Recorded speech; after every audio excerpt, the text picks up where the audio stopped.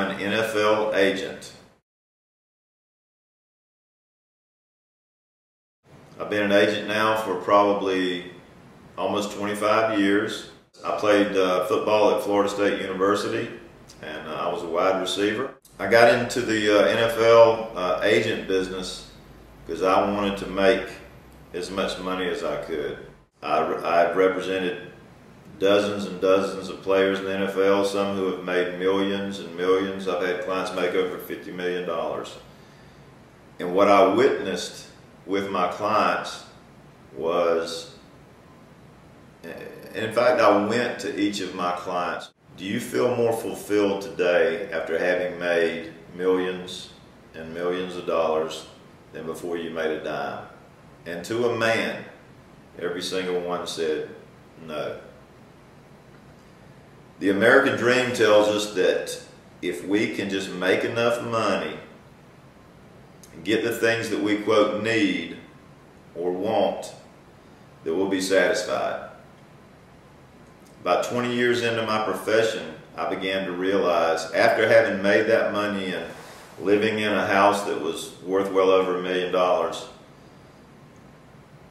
that the dream lies.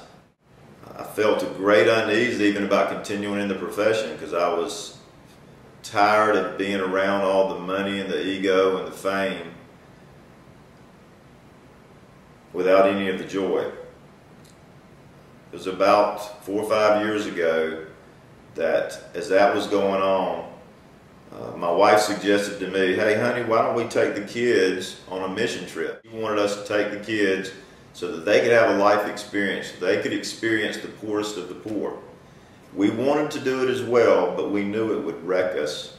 2 years ago, we went to Kenya, where we spent time in the slums, and we spent time in a rural village where the biggest deal was, where's the next meal going to come from? That same summer, our family volunteered for a week at a cancer camp where children were sick and dying all around us. It really put a different perspective into our hearts, the children as well. A few months later, I went on a mission trip to India, where I was gone for almost 3 weeks with another man and experienced the incredible poverty of India. Basically, we came home from those trips and stared at the wall. What on earth is God telling us? We knew we couldn't continue pursuing the God of money. About the same time as these mission trips, I feel like God started opening His Word up to me.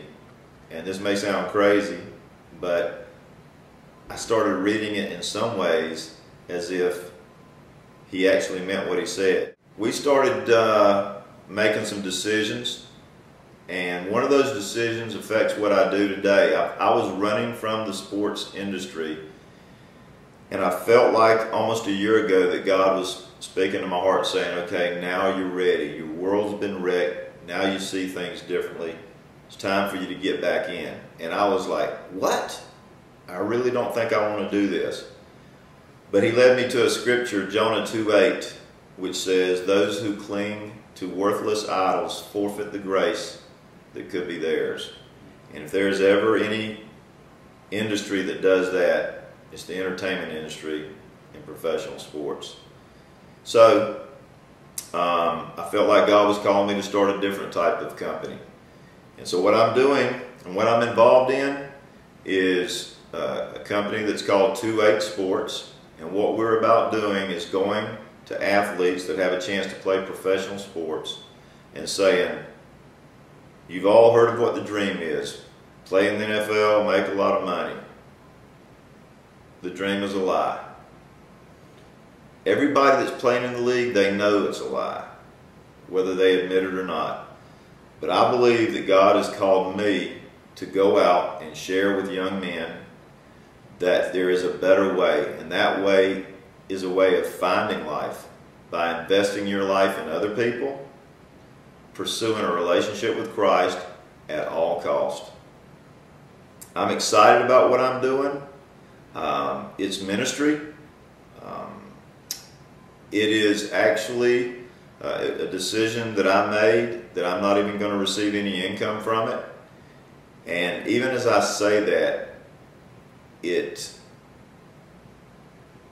actually makes me feel more excited than anything I've done.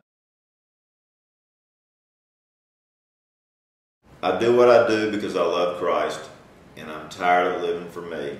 It's not about me.